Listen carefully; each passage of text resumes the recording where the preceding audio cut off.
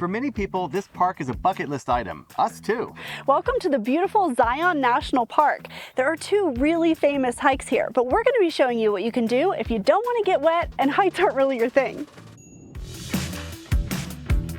We're Howard and Caitlin Newstate. This year, we're traveling to 51 parks in 52 weeks. We're visiting all the U.S. national parks in the lower 48 in a special Winnebago Vista limited edition. Each week, we're sharing where to stay, what to do, and introducing you to the people doing incredible work across our national parks. This has been on our bucket list for a very long time. We were in the area back in the fall and put off going to Zion because we knew we had this project coming up. So we were so excited to experience it and share it with you.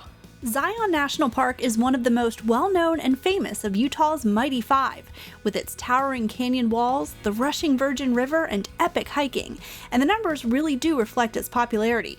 Since 2010, Zion has more than doubled its visitation, now averaging about 5 million guests per year, putting it into a small category of national parks that have ever hit that 5 million mark. The park boundaries cover nearly 150,000 acres, and there are two separate sections to the park about an hour apart: Kolob Canyon in the northwest and Zion Canyon in the south. Today's video will be focused on what to see, do, and eat in the Zion Canyon section of the park. Given the park's popularity, there's usually a line to get in, but we only waited for about 15 minutes to get through, and then we headed immediately for Watchman Campground, which is just past the entrance on the right beyond the Visitor Center complex, which we will get to in a minute. We were incredibly lucky to score 5 nights of camping here by using a service that watches for cancellations. It was like hitting the camping jackpot. We have made it to our campsite at Watchman Campground inside of Zion National Park, and this is one of the most beautiful campsites I think we have ever had. We open our door and we have an incredible view of the mountains. The drive into Zion National Park in and of itself was a treat, and it is early May right now and everything is green. So you've got the contrast of the bright green grass and the trees with the red rocks. Absolutely stunning. One of the great things when you're staying at Watchman Campground is that you're within walking distance to so many great things. So we're going to take a little trail over to the Visitor Center and get our usual sticker, magnet, map, and a passport stamp. Like Caitlin mentioned, it's really convenient if you're camped at the Watchman Campground because a lot of things are walkable, including the Scenic Drive Shuttle. You can walk from your campsite to the Visitor Center, and that's where the shuttle station is. People frequently ask, are the shuttles mandatory? And the answer is, if they're running, yes. When they're not running, you are allowed to drive along the Zion Canyon Scenic Drive. And let's get something out of the way right now. You will not see us hiking on the Angel's Landing Trail, nor will you see us inside the Narrows, and there's very good reason for each. This is the start of the Riverside Trail, which leads to the Narrows. The Narrows is closed right now. 150 cubic feet per second of water flow is considered safe. Unfortunately, right now, the level is over 600 cubic feet per second, making it totally unsafe for anyone to go in the Narrows. We can't go to the Narrows. So we're going to show you some other great things you can do here, starting with several stops along the shuttle route. There is no permit or reservation needed to ride Zion's shuttles. It takes about 45 minutes to go from the visitor center to the furthest point. There are some stops that are down canyon only, meaning on the way back, and make sure to check the schedule so you don't miss the last shuttle to the visitor center. We were the only ones to get off the bus at the Big Bend stop, which is down canyon only, so we have the entire area to ourselves, which I feel like is very rare. And this is so incredibly beautiful. The canyon walls are breathtaking. Wow. I am wearing my official canyon-themed shirt because it's a canyon day. Howard got very excited when he pulled it out. You dang right, look at this thing. I mean, come on. You match. I can't tell if it's you or the canyon walls. Is it? Caitlin, I'm right here. Oh, there you are. No Trail number 2, Angel's Landing. Probably the most famous trail in the entire park. It's really popular, so there are 2 problems. First one is you now need a permit in order to hike Angel's Landing because it is just so popular. The second problem, because of its popularity, commercial filming and commercial photography is now banned for safety reasons on the trail. All right, this was a great stop. So now we are heading to Weeping Rock.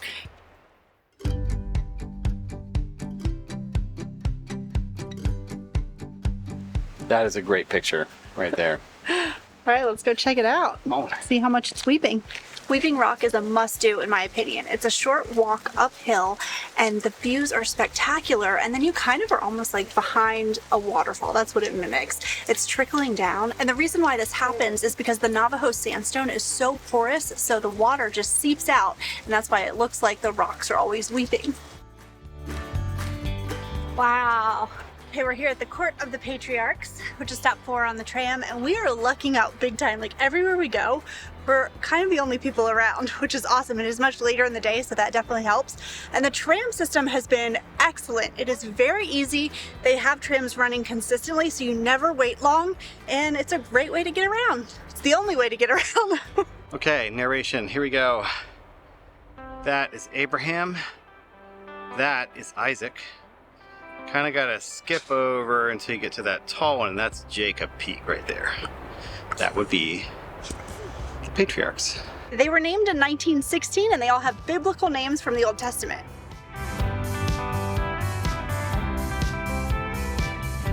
We worked up quite an appetite on the shuttle. It was a lot of riding around.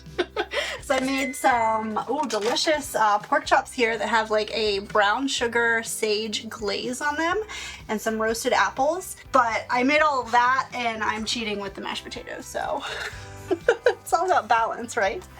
And then because we have this incredibly beautiful view out our front yard, Howard went and got firewood so we could have a fire tonight, and we're gonna have a little dinner and wine with this absolutely beautiful view. If you want to leave the cooking to someone else, you can visit the adjacent town of Springdale. The Zion Shuttle also runs through town and is completely free. During our visit, we grabbed a bite at Bit and Spur, which was delicious, and stopped by Zion Canyon Brew Pub for a beer. This brewery is literally steps from the footbridge entrance into the park, making it a very convenient location to walk from the campground.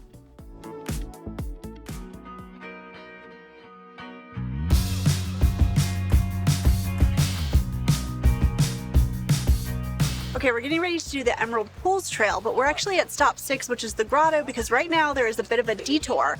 The bridge from Zion Lodge that takes you over to Lower Emerald Pools is closed right now for repairs. So we're going to be hiking about 2 miles up the Kayenta Trail, and then we're going to hit the upper and middle pools there, and then continue on to the lower pools. I don't mind that there was a detour because the Kayenta Trail is absolutely beautiful. There is some incline in the beginning, but it is not too bad, and you get amazing views of all the canyon walls and the river below. It's gorgeous.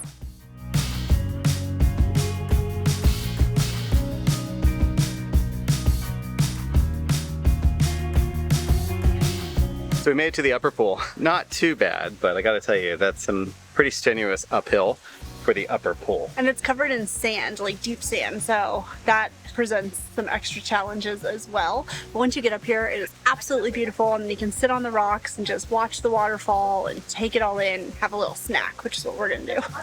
The upper and lower pools are definitely the more impressive of the three. The middle pool is smaller and can be found on a ledge above the lower pool. It's an important water source for wildlife in the area. We made our way back down from the upper pool to check out the very popular lower pool, and there are 2 ways to see it: above from a viewpoint, or take the trail down that leads you behind the waterfall. It can be slippery and you will get sprayed by the water, so be prepared for that.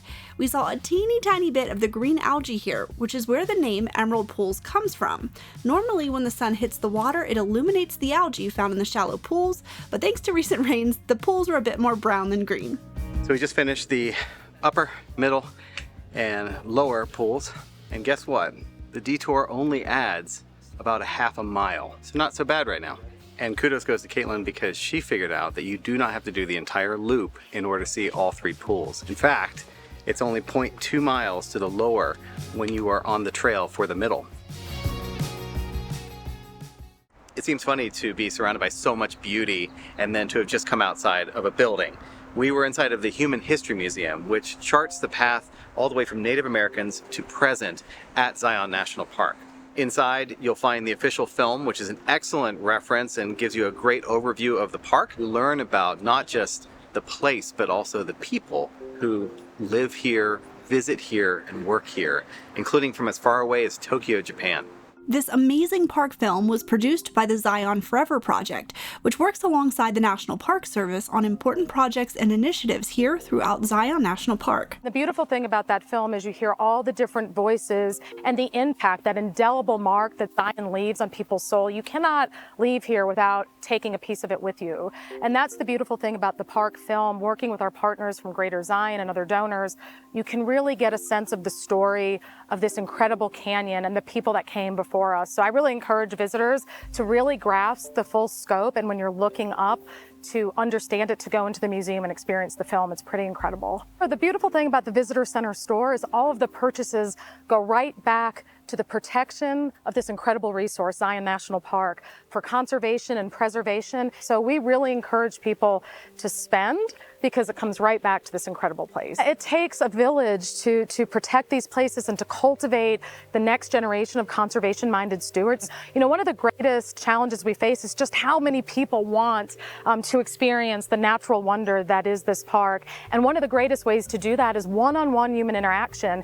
And we're working to build a discovery center on the east side. And that's been the power of the partnership of private landowners, philanthropic givers, grants, the state of Utah, and our National Park Service partners to create a holistic and organic experience where children and families are going to be able to get their hands in the dirt, learn about the agriculture of this area, learn about native species, and learn more about how they too, through education, can be a part of protecting these spaces. Another fascinating thing you can learn more about at the museum is the construction of the Zion Mount Carmel Tunnel, which also helped make Zion National Park more accessible to visitors and created a direct route between this park, Bryce Canyon, and the Grand Canyon. It took several years to construct, and at the time of completion, it was the longest tunnel of its kind in the US. It's definitely worth the drive up the switchbacks to go through the tunnel, and the east side of the park is just as beautiful as the canyon. It's pitch black inside except for the light from a few windows blasted into the walls of the tunnel. It's only 11 feet and 4 inches tall on the sides and 13 feet 1 inch in the center. So if you have an oversized vehicle like an RV, you must purchase a $15 permit that will allow you to drive through the center lane. Alright, one of the must-do things while you're here at Zion is to come to Zion Lodge and have a delicious meal at Red Rock Grill. Guys, it was so good. Absolutely incredible. Tons of house-made items too. I had a trout, it was a trout anasazi that was a proprietary blend. He did tell us what was in it. We can't share the secrets. But it was delicious, an absolutely delicious trout. Caitlin, you had what, a garlic sirloin? Garlic rub sirloin with a house-made cranberry burgundy sauce that was so good. Had mashed potatoes and asparagus with it too. And then we had to try some of the appetizers. The salmon cakes made with Alaskan salmon were so flavorful and delicious. I have to say, this is elevated dining for a park.